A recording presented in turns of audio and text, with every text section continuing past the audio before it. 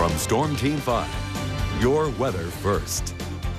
Good evening, I'm Tom Mahoney at Storm Team 5, and what a beautiful day we had, and what a beautiful evening. No precipitation on our Local 5 live radar. Temperatures are still wonderful in the 60s, 70 at Wapaka, 60s along the lakefront. We have a great weekend coming up, don't want to miss that. Overnight we'll be in the 60s, down to 55 by sunrise, 83 tomorrow. That's your weather first from Storm Team 5. Now on Local 5, racers begin the festivities for this weekend's Cellcom Green Bay Marathon.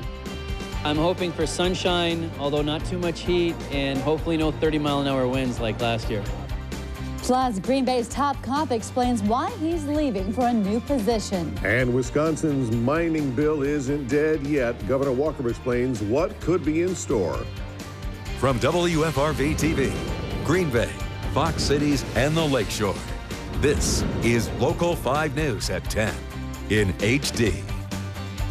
Good evening. Thanks for joining us tonight. Okay, less than 36 hours and more than 8,000 racers will be hitting the pavement for this year's Cellcom Green Bay Marathon. As Local 5's Heather Sawatsky tells us, this weekend is the culmination of months of work for many of the runners. Right straight over there to the right. It's the start of race weekend in Green Bay. Cellcom runners packed the Lambeau Field atrium to pick up their bibs, time chips, and even a few supplies. Bringing about 50 exhibitors with various wellness and health and fitness focused items, services, and apparel. So it's a pretty neat expo. A lot of these booths are focusing on some of the must-have items for warm weather running. We've got everything from sleeveless shirts to hats to get a little extra coverage from the sun, nutrition and hydration related things. Racing in the heat isn't discouraging these runners. I'm happy the weather's going to be nice this year. I won't have to second guess, do I want to start with a sweatshirt on and then figure out if I want to take that off halfway through the race. Every runner has a different inspiration. For Tom Strogins, it's getting in better shape after a heart attack. I still have the heart issue, so I want to keep running. I want to, maintain as long as I can. And that's my motivation. That's how I got into it. And after months of anticipation, the big day is almost here. You plan your training runs and all that kind of stuff. So now this is kind of obviously the culmination of all that. A couple of months of 10-mile runs, 12-mile runs, 15-mile runs. Now it's here, and it's fantastic. Heather Sawatsky, Local 5 News HD, Green Bay. For a schedule of race day events, just go to our website, wearegreenbay.com. Local 5 is once again a proud sponsor of the Cellcom Green Bay Marathon. All right, Tom Mahoney now joining us with a look at the weather conditions for this weekend's events. Hi, Tom. Well, hi, Tom. Hi, Aaron. People have been asking, what is the weather? We saw it in the report that Heather did. So here is the answer for Sunday morning. Now, Lambeau Field is the place where we start and where we end. So Sunday at 7 o'clock, keep that in mind. 7 o'clock, sunny, rather breezy. Southwest winds 10 to 15. Little too much wind for the runners, but less than what we had last year. Mild weather with, it'll start at 62, and it'll slowly warm up such that by 11 in the morning, we'll be in the middle part of the 70s. We'll top out the day in the 80s, but by then all the runners should be done. And the elite runners will be running only in temperatures in the 60s, approaching 70, but a lot of sunshine, so they'll want to keep that in mind. Tom? Okay, Tom, check with you later. In other news tonight, Green Bay's top cop is calling it a career in law enforcement. Chief Jim Artz announced today he is, in fact, headed to Nashville, Tennessee. As we told you last night, Artz is going to become Director of Security for the Tennessee Titans football team.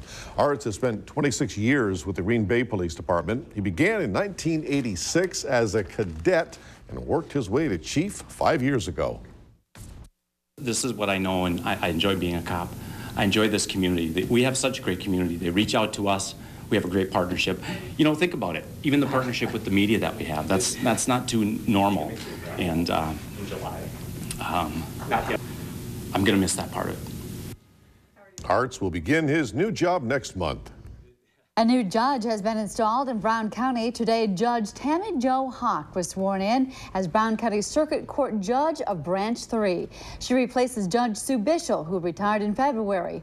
Hawk has more than 15 years of law experience before becoming an assistant United States attorney in 2006. She also served 6 years as an assistant district attorney in Brown County.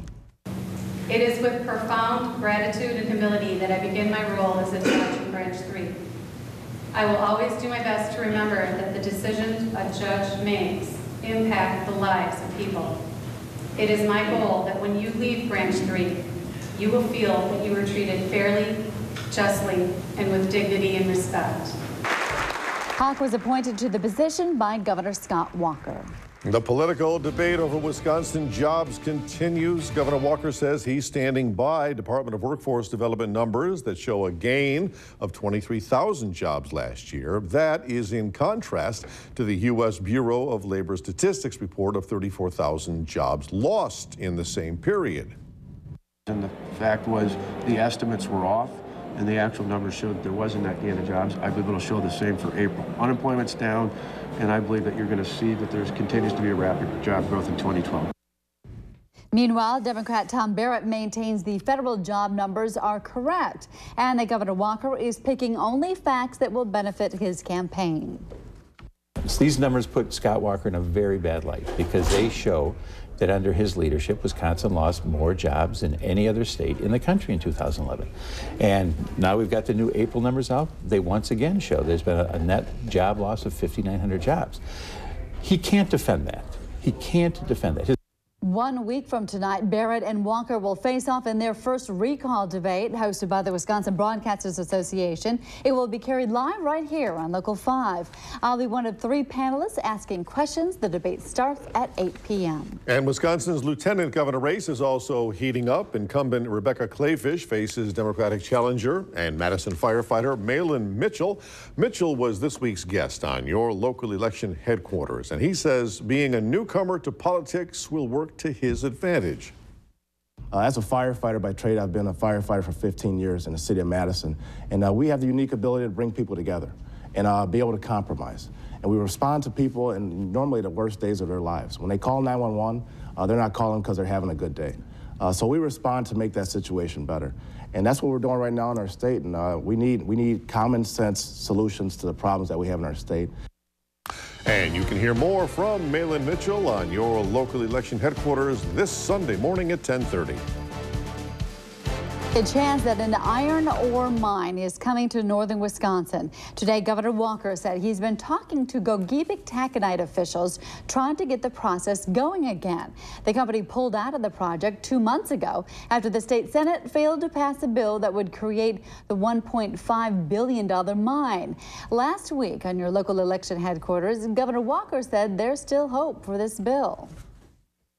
I think we can build something that not only passes, but passes with broad bipartisan support so we can have a streamlined process for safe and environmentally sound mining here in the state of Wisconsin. The governor says he's called world mining experts and key conservation leaders to see if they can provide ideas for getting the project approved.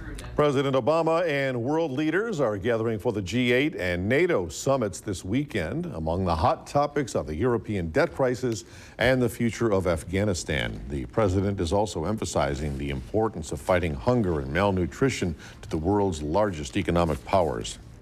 The 2012 Click It or Ticket program begins Monday, and authorities in Wisconsin are stepping up patrols to keep drivers safe. More than 400 law enforcement agencies throughout the state are expected to participate.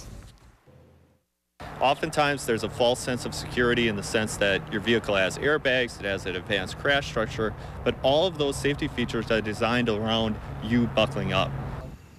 In addition, the Fox Valley OWI Task Force will be deployed this weekend. It is the second deployment of the project. 16 officers are expected to participate. Still to come, local landscapers make up for lost time. And Facebook goes public, making the company now worth billions of dollars. Details in our Local 5 Money Watch. And in the weather, what's it going to be like for the weekend? Well, I have good news for you. Clear tonight, sunny tomorrow. Storms on Sunday, but not until afternoon or evening. More on that when we return. Also ahead, a tipping point for minorities. What new census figures say about half the babies born in the U.S.